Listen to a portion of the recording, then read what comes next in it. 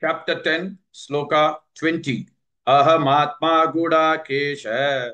Ahamatma Gudakesha. Ahamatma Gudakesha. Sarvabhutashayastitah. Sarvabhutashayastitah.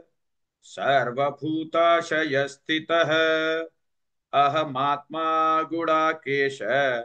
Sarvabhutashayastitah.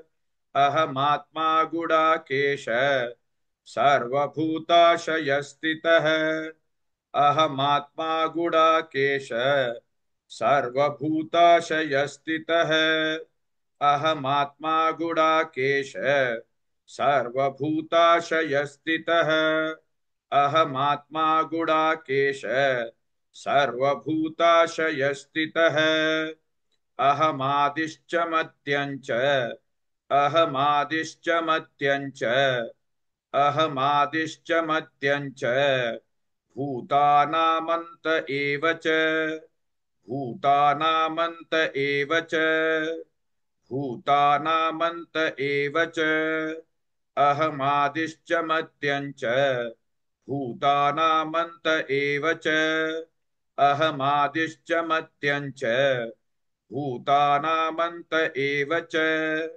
अहमादिश्च मध्यञ्च भूतानामन्त एव च अहमादिश्च मध्यञ्च भूतानामन्त एव च अहमादिश्च मध्यञ्च भूतानामन्त एव च अहमात्मा गुडाकेश सर्वभूताशयस्थितः अहमादिश्च मध्यञ्च भूता. Please like and share this video because you could be instrumental in helping someone around the world recite the Srimad Bhagavad Gita, thereby helping them to have a life of unending opulence, victory and prosperity.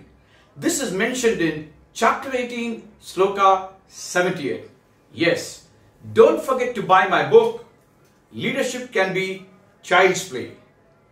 Namaste. Anamanta eva cha